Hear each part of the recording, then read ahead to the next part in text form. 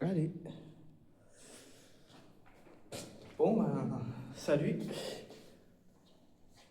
Salut. Aujourd'hui, on va traiter un exercice de dynamique. L'exercice de dynamique du 30 septembre 2025. Ouais, on est le 30, effectivement. Oula. C'est difficile à effacer tout ça.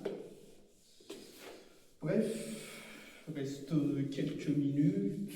Enfin, on va dire que je pars à 20h30 et qu'après avoir bossé, ce sera terminé. Je fais la méca, peut-être aussi un peu d'informatique. En tout cas, il faut que je bosse la méca. Il faut que je bosse la méca, tout simplement.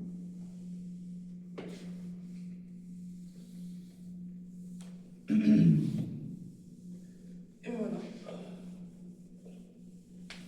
Hop là. Et voilà, on efface. Ça, c'était le TP, ça c'était l'exercice télé de ce matin. J'avais besoin de le refaire aussi, du coup je l'ai refait. D'ailleurs, je crois que cette vidéo, ce sera la première d'une longue série de vidéos sur ma chaîne YouTube. Ouais, ça me motive. Je vais juste parler de manière naturelle, peu importe si la vidéo est très longue, qu'elle soit lourde ou quelque chose comme ça.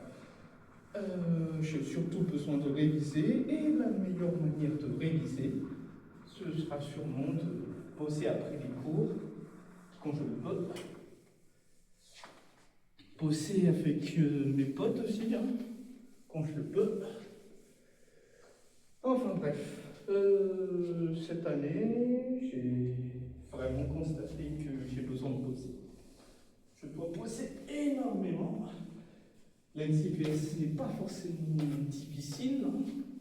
L'NCPS, ce n'est pas forcément. Les cours ne sont pas particulièrement difficiles. La difficulté principale, c'est de suivre le rythme. Alors, tout simplement. Mais bon, je devrais y arriver. De toute façon, c'est faisable. Franchement, c'est faisable. Je peux y arriver. C'est pas compliqué. Franchement, je dois bosser. Je dois sérieusement bosser. Ça fait 3 fois que je le dis et je ne le dirai jamais assez. Alors, allons-y. Alors, le problème de dynamique de ce matin. Alors, il est là. Peut-être que je devrais le projeter. Ouais, une prochaine fois sûrement. Ouais, peut-être une autre fois, mais le sujet il est là. Une étude du malaxeur. Alors, allons-y. Je vais directement enchaîner sur les parties que je n'ai pas terminées. Pas la peine de revenir. Pas la peine de revenir sur des trucs que j'ai déjà terminés. Alors, on va commencer par exprimer. Expression des torseurs dynamiques.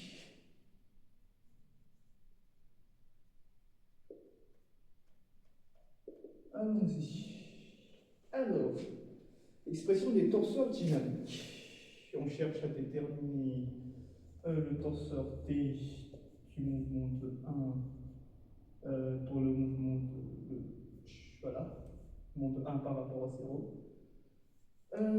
Ce torseur-là, il est constitué des résultantes des actions mécaniques de 1 par rapport à 0, ainsi que le moment dynamique 1 par rapport à 0.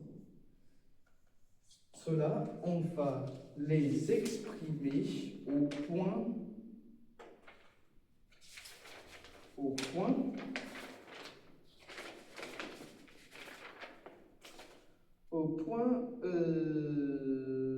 chez 1.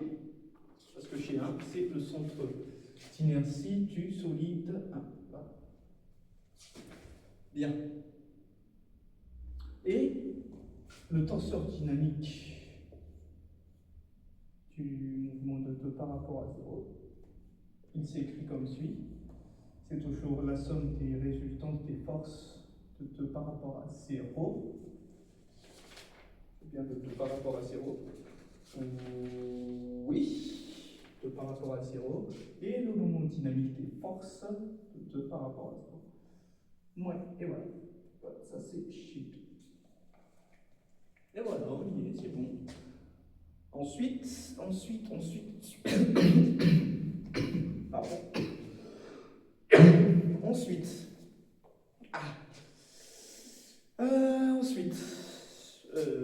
L'idée, du coup, ce sera de calculer la résultante des forces. Déjà, si je considère la résultante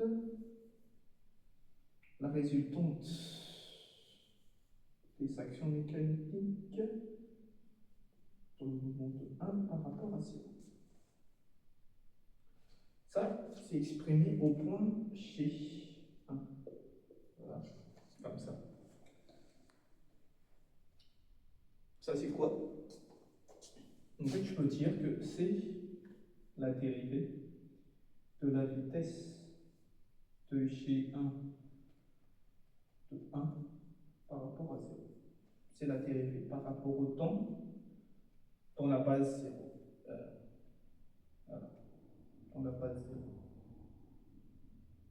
Bon. Je vois, moi je vais noter ça dans la base 0.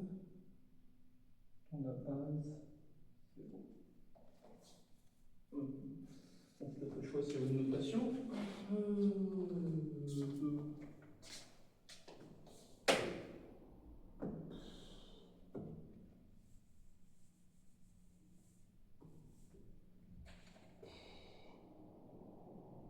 Bon. Bref, c'est plus simple. C'est la dérivée dans la base 0 de fait de g de 1 par rapport à 0. Ouais. Ok. Ouais. Qu'est-ce qu'on sait du mouvement de g de 1 par rapport à 0?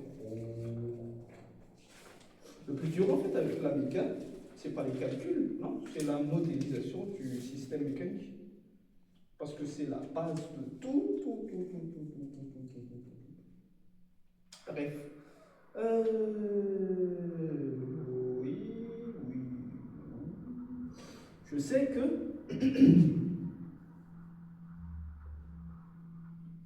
on sait que la vitesse au point O1 dans le mouvement appartenant à 1 par rapport à 0, c'est un vecteur nul. Parce que O1, c'est le centre. Parce que O1, il se trouve sur l'axe de rotation de 1 par rapport à 0. Du coup, son champ de translation entre guillemets, eh bien, il est nul. Voilà. Ensuite, je vais, connaissant ce champ de vitesse-là, je peux déduire le champ de vitesse de chez 1 par rapport à 0. Alors, pour ça, j'utilise la formule du transport. P de chez de 1 chez appartenant à 1 par rapport à 0, c'est quoi? En fait, c'est la vitesse en un point que je connais. C'est la vitesse en un point de 1 par rapport à 0. C'est une vitesse connue auquel je fais le produit vectoriel chez